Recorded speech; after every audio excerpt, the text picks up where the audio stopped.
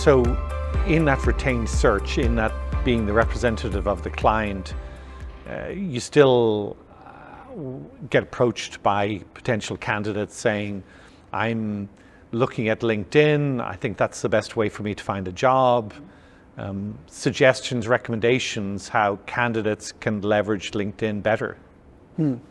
Well, Aidan, you have 30,000 followers on LinkedIn, I believe, way more than I do. How do you find using LinkedIn best leverages, who you are and how you connect with people? Yeah, it's a really interesting question, David. I think that LinkedIn, in some ways, is actually it's not that easy a platform to use, so you have to work it quite hard. I think it's very important for an executive, in particular, to be seen as a thought leader. So thought leadership means regular postings on things that are important to you or to the potential jobs that you may be seeking now or in the future. So thinking of that with a purpose is very, very important. I believe that connections, you said 30,000, in fact, you're limited to 30,000, but I've actually ended up with more in terms of followers. But I've done that by also joining groups, focusing on groups that have an agri focus, sales and marketing focus, food business focus. I think those groups can be a very powerful way also. But the number one thing I've noticed is that when somebody calls me and says, I'm thinking of leaving my company, I think they might be letting me go, I'm not sure what my future is going to be, they then start to look at LinkedIn. And I think that that's too late. I think you have to be thinking about it well in advance of any possible potential new future that you may be considering or might be thrust upon you at a moment's notice. I like what you're saying. This notion of being different at certain times, whether you're with a job or without a job, people notice that. Okay, and it feels to me like what you're saying, and I like this. If with LinkedIn or any social platform, you need to be in or out, and you need to be feeding it and using it, and it needs to be a normal part of your career and day and work, really, or not. I think these roller coasters we see with some candidates that as soon as something happens, all of a sudden they're prolific on LinkedIn, or others that use it like Facebook. I think those are mistakes. Yeah. Well, I think LinkedIn is definitely in and not out, but I also really counsel people not to use LinkedIn as a platform for their own personal life or for their political opinions, or I suggest that you keep it as anodyne as possible from that perspective and focus on the business of business. Yeah, part of the reference checks that we often do are social media reference checks for our candidates. And so we look at not only, again, LinkedIn, it's we have a provider that goes out and looks at all of what an executive places on the internet. And so these are things that I think candidates have to be very, very careful about in how they portray themselves. I don't think that's a shocker to anybody. Our clients look at this. They want to make sure that somebody at a CFO or a CEO level, an executive level, is going to not come with any sort of social media baggage. Great. David, so within the theme of what's in, what's out for 2024, when you talk to clients, what would you say the 3 things they need to think about from the perspective of the executives that they're seeking? I think it's more important than ever that our clients have clarity about what they're looking for in the role. Oftentimes we see a bit of deviation from what they think they need as to what they really need, and the ability to pause before you actually conduct an executive search and really dig into what are the details and what are the deliverables for this role is as important or more important than ever. Number 2, I think a holistic leader tends to be in higher demand these days. Holistic being a balance of technical skills, a person that is a servant leader, that is ability to deal with ambiguity is high.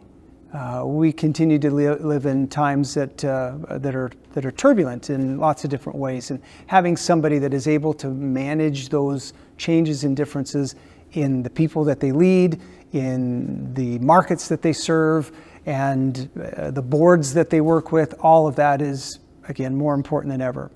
The last would be just sort of an emotional intelligence. That's not new. We talk about leaders that have a good ego to capability quotient, where they understand and have confidence in themselves, but at the same time, they realize where their limitations begin and end, and could work with others in order to get things done and deliverables for the organization completed.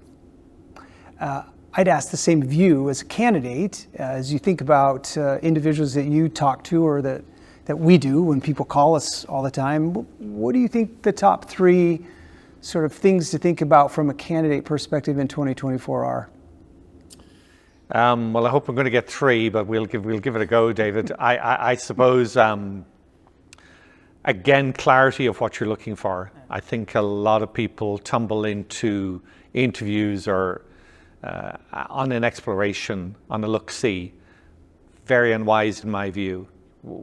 Are you going to accept the idea of relocating to where this company is? Do you really want to work with a company like this?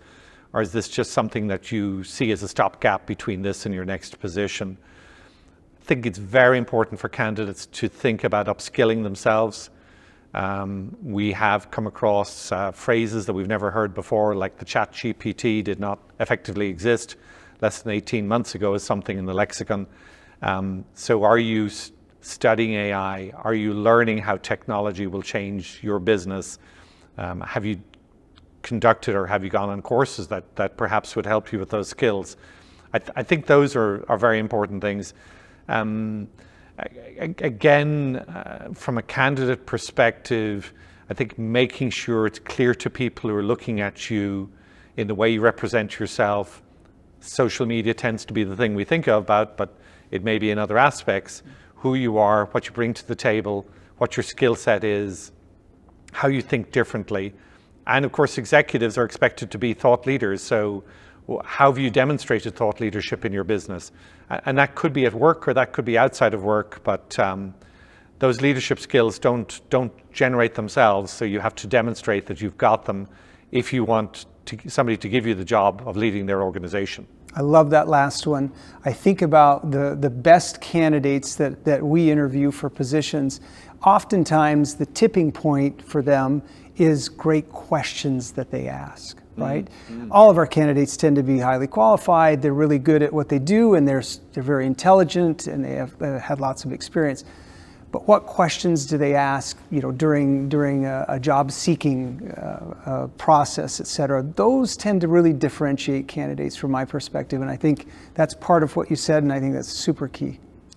So with your 4 careers and your recent experience, could you summarize what perhaps will be different in 2024, what you expect specifically? Perhaps let's just focus on a corporation looking for a new leader, looking for a new executive, looking for somebody who's going to transform the future of the business in a relatively short period of time. What's your recommendation for looking in 2024? I think get started soon. I do think it's still taking a little bit longer to find placements. Is it 20% longer? I'm not sure, but finding people usually isn't the issue for us. We're not just finders. We earn our money really by what happens after you find the individuals. That's usually the easier part to find individuals. So if candidates come to us and want to hire a leader this year, we're recommending that they start, soon. And positions are different and timing is different with retirements, et cetera. But I think finding the right candidates it's taking a little bit longer to do that. The other thing that I would say is that in 2024, your ability to find multiple candidates with the same level of expertise, I think that seems to have changed over the last year or two. So when we look at lists or sort of short lists of qualified candidates, the differences sometimes between the number 1 and the number 2 candidate can be big. Okay, they're both qualified for the organization, but one is a super great fit, culturally perfect, it brings the expertise. Number two maybe has a few things that they need to work on. So particularly in 2023, we saw this gap between kind of 1 and 2 and 3 and 4 when we had multiple candidates to look at. I think that that's going to remain the case in 2024. Great. David, thank you very much. This is a fascinating conversation. Really enjoyed it, and looking forward to seeing your predictions move forward in 2024. Always great to talk to you, Aidan. Thank you so much.